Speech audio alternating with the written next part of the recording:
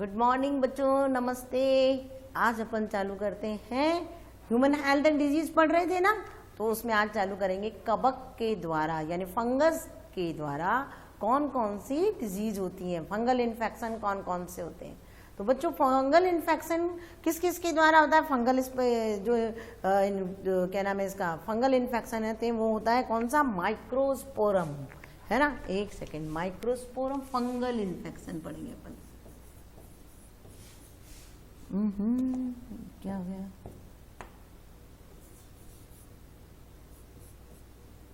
Fungal disease infection क्या disease?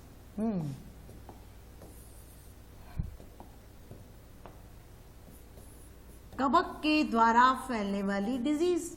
Okay, तो कौन कौन सी होती है? पहली माइक्रोस्पोरम। देखो एक चीज याद रखो, माइक्रोस्पोरम फंगस की स्टडी क्या कहलाती है? फाइकोलॉजी, है ना। तो फाइटोन लगा हुआ रहता है ज्यादातर इसमें, माइक्रोस्पोरम। दूसरा कौन सा है इसके अंदर? ट्राइकोफाइटोन। ये क्या है अभी बताती हूँ। ट्राइकोफाइटोन, देखो फाइटोलॉजी हो गया ना, फाइकोलॉजी होता है तो फाइटोन और एपिडर्मोफाइटोन, ये तीनों फंगस के एपिडर्मोफाइटोन।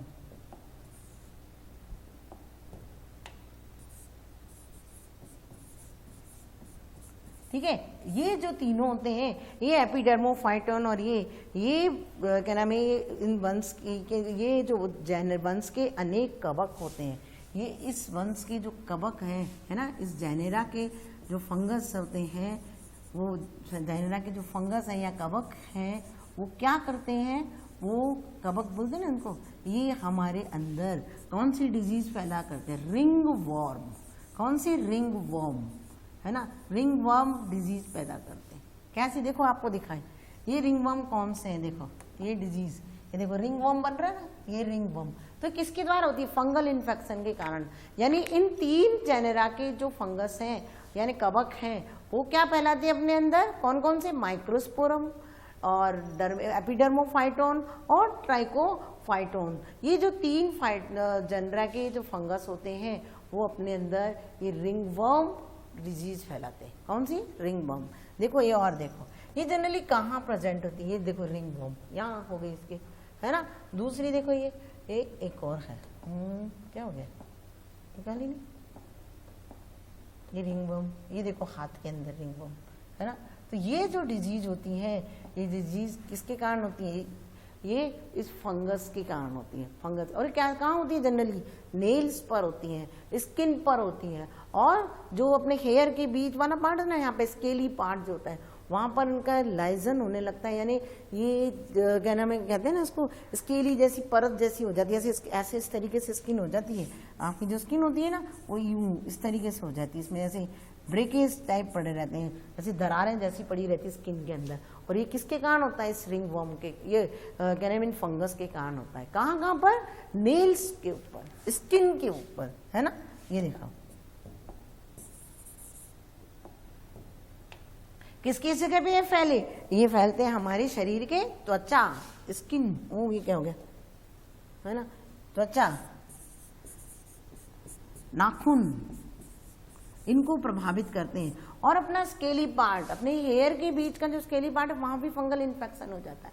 तो स्केली पार्ट में, स्कैल्प पर, यानी अपने स्कैल्प वाले पार्ट में, स्कैल्प है ना, सूखा हुआ पार्ट, और ये कहाँ होता है? ये हेयर के बीच में प्रेजेंट होता है।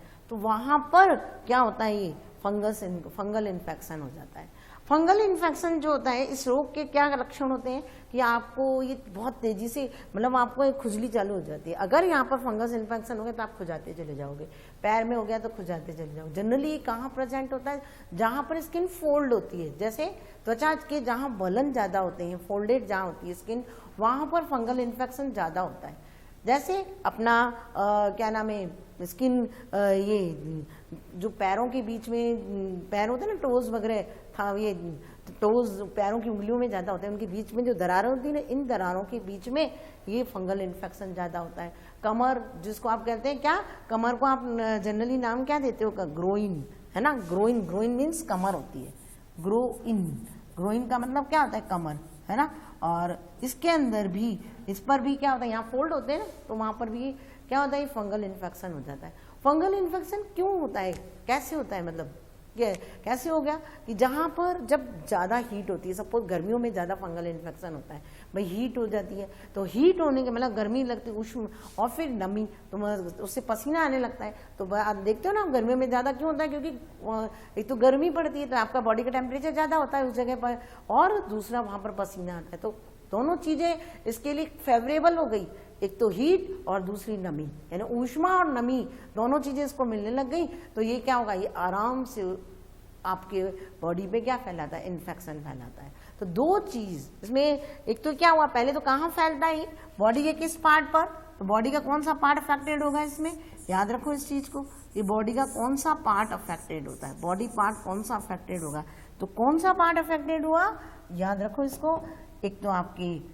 स्किन अफेक्टेड हुई, है ना, और दूसरी स्किन अफेक्टेड हुई, दूसरे नाखून, और स्कैल्प स्पेल जो आपके हेयर के बीच में। और कहाँ पर सबसे ज्यादा होता है ये सबसे ज्यादा प्रेजेंट होता है कहाँ, जहाँ पर फोल्ड ज्यादा होते हैं, आपकी बॉडी के जहाँ फोल्ड ज्यादा होंगे ना, वहाँ पर ये सबसे ज्यादा प्रेजेंट होता है। और जैसे कि त्वचा के बलन या फोल्ड जहाँ ज्यादा होते हैं, वहाँ पर ये सबसे ज्यादा होंगे। कहाँ पर होता है, मैंने आपको बताया था बोलने पे, वहां पर त्वचा के बलन, जैसे ग्रोइन, ग्रोइन का मतलब कमर आ गया, और आपकी टोज यानी पैर की उंगलियों के बीच की, पदांगुली है ना, पैर लिखा हुआ है, पैर की उंगलियों के बीच की दरारों में कौन सा डिजीज फैल रही है, रिंगवर्म की दरारों में, ठीक है, वहां पर ये फैल जाती है, वहां पर एक फंगल इन्फेक्शन होता है। इसके लिए कंडीशन क्या है, क्या होना चाहिए, हीट यानी ऊष्मा, और दूसरा मॉइस्चर यानी नमी, दोनों चीज अगर इसको मिल जाती हैं, किसको, इन फंगस को, कवक को, तो आपके क्या होगा, ये इन्फेक्शन फैल जाता है। ये दोनों चीजें हो गई, तो ये समझ लो इनके लिए तो सबसे फेवरेबल कंडीशन हो गई, और ये उसमें सबसे ज्यादा हो जाता है। अब आपको इससे बचने के लिए, संक्रमण से, इन्फेक्शन तो इनसे फैला ना, इन्फेक्शन किससे फैला है, हीट से और मॉइस्चर से, यानी संक्रमण किससे फैला, इससे। अब आपको इससे बचने के लिए क्या करना चाहिए, संक्रमण से बचाव क्या करना चाहिए, संक्रमण से बचाव के लिए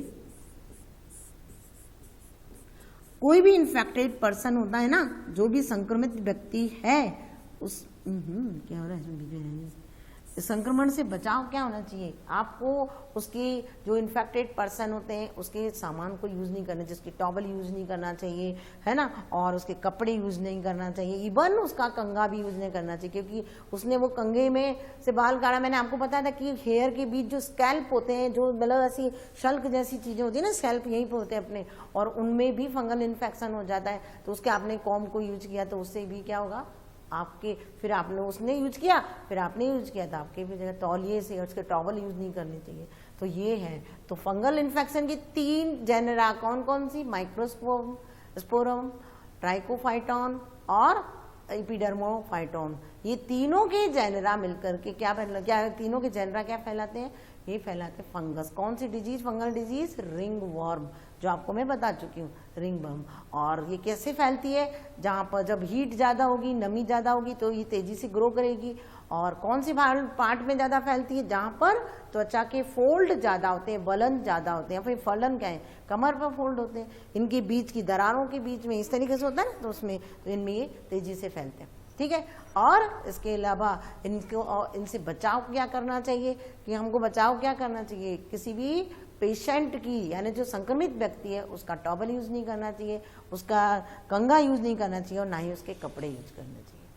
अब ये तो हो गया डिजीज के बारे में, अपन ने कौन कौन सी बैक्टीरियल डिजीज पढ़ी, वायरल डिजीज पढ़ी, और कौन सी वायरस से फैलने वाली पढ़ी, है ना, हेलमिंथेस से फैलने वाली पढ़ी, प्रोटोजोन से फैली, और फंगस से। अब इन सब से बचने के लिए, जितने भी संक्रामक रोग हैं उन सब बचना और उसको नियंत्रण करने के लिए हमको क्या करना चाहिए, हम सबसे मेन है कि खुद की व्यक्तिगत स्वच्छता होनी चाहिए, और पब्लिक स्वच्छता यानी जन सब स्वच्छता या के लिए जो होना बहुत जरूरी होती है। तो तो अब अभी तक अपन ने रोग के बारे में पढ़ा, अब अपन नेक्स्ट पढ़ते हैं इनके क्या कंट्रोल कैसा होता है। तो कंट्रोल कैसा होगा,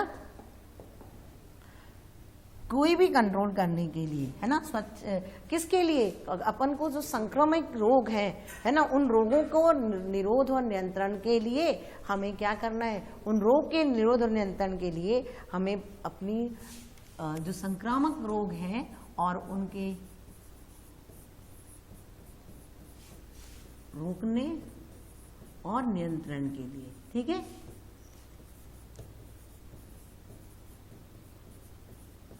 हमको क्या करना है, सबसे पहला काम व्यक्तिगत स्वच्छता करनी।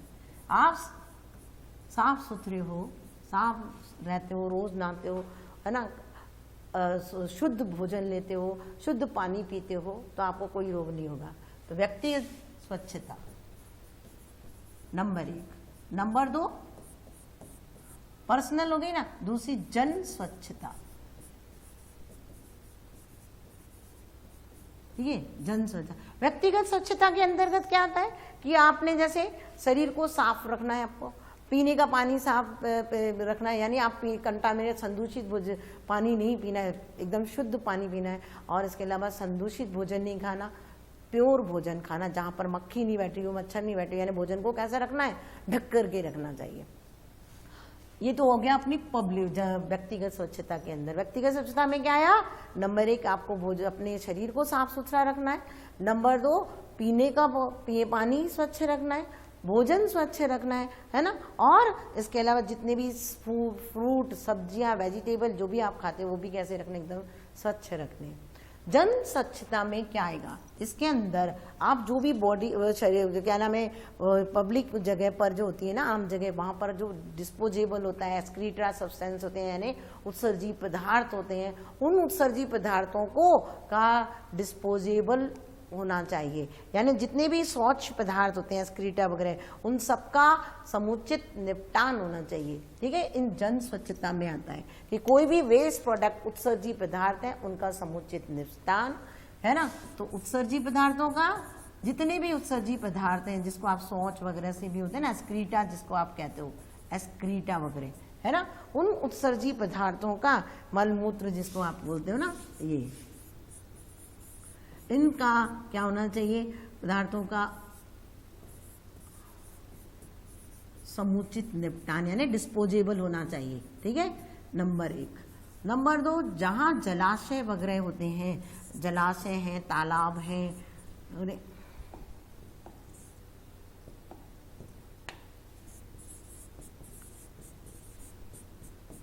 तालाब है, पॉन्ड होते हैं ना, पॉन्ड क्या क्या बोलते हैं, पॉन्ड, चलो मैं पॉन्ड ही लिख देती हूँ,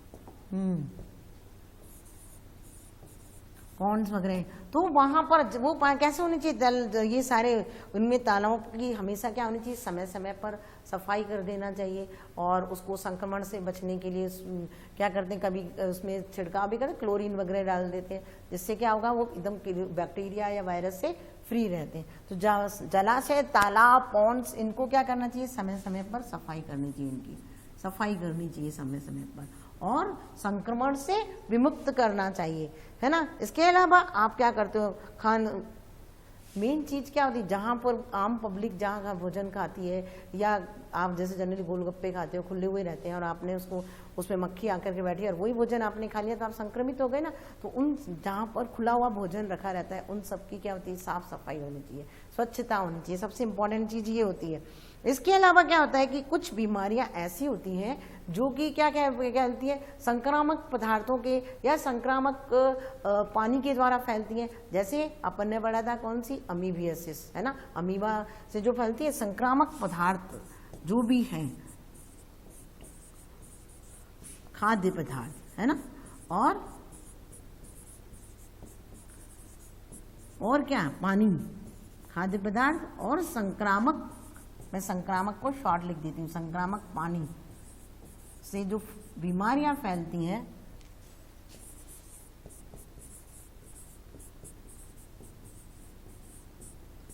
तो कौन कौन सी बीमारियां फैलती हैं इनसे फैलती है अमीबियोसिस, है ना, और ये सब इनके लिए क्या होना चाहिए, इनके अमीबियोसिस,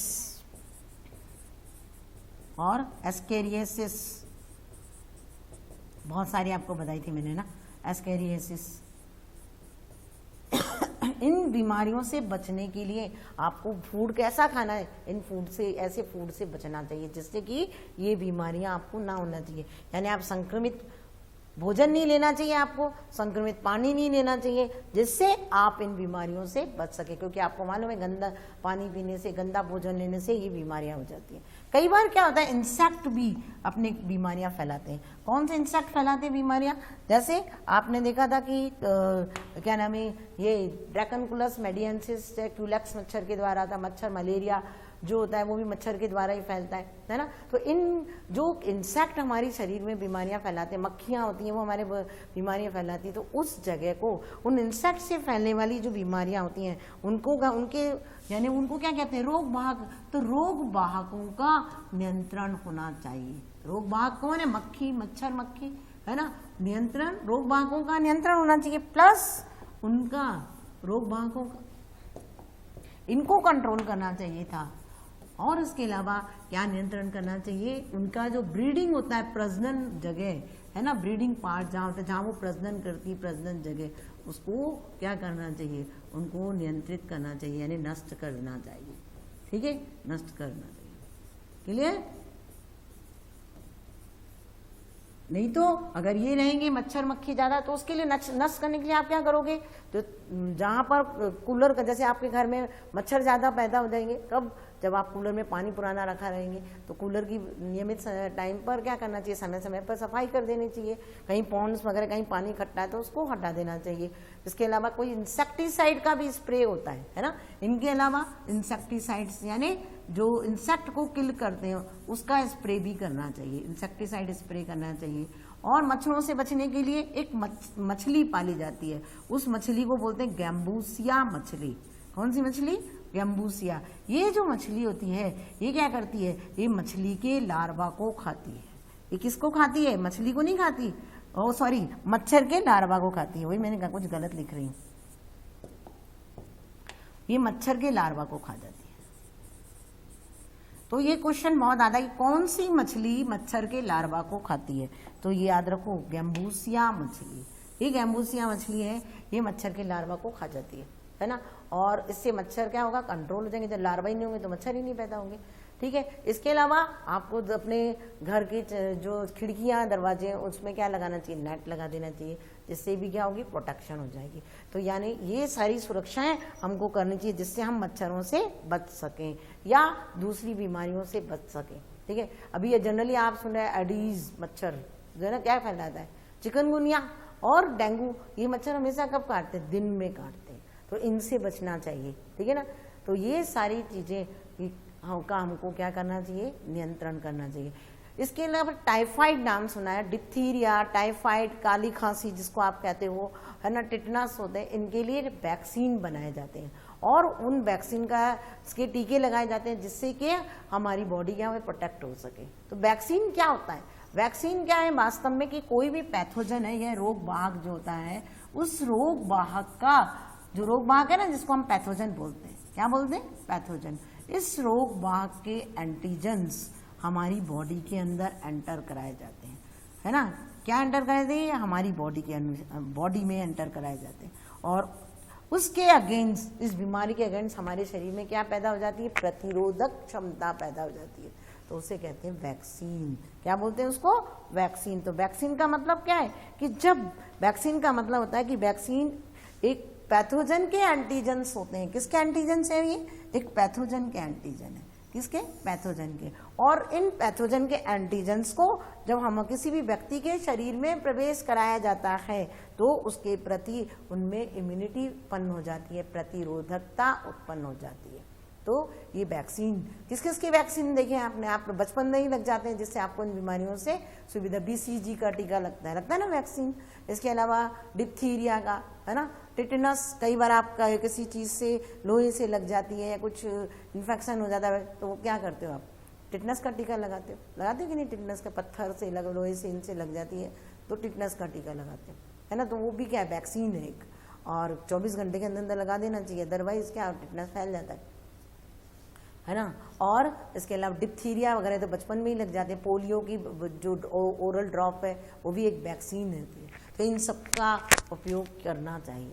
नेक्स्ट अब अपन पढ़ेंगे इम्यूनिटी, है ना। इम्यूनिटी जो है वो अपन कल पढ़ेंगे, ठीक है। अभी अपन ने कहाँ तक पढ़ लिया, सारी डिजीज के बारे में पढ़ लिया कि कौन कौन सी डिजीज थी, कौन कौन सी डिजीज के बारे में आपने पढ़ा था। सबसे पहले अपन ने पढ़ा था बैक्टीरियल डिजीज, कौन कौन सी थी बैक्टीरियल डिजीज बच्चों, कौन सी डिजीज थी, टाइफाइड, है ना, टाइफाइड था, साल्मोनेला टाइफी के द्वारा था।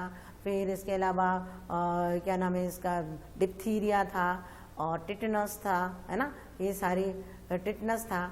और माइक्रोबैक्टीरियम टिटेनाई के द्वारा जो फैलता है ना टिटनस, और इसके डिप्थीरिया था। ये डिजीज किसके द्वारा फैलती हैं, बैक्टीरिया के द्वारा फैलने वाली डिजीज थी। और इसके अलावा कौन सी डिजीज, प्लेग भी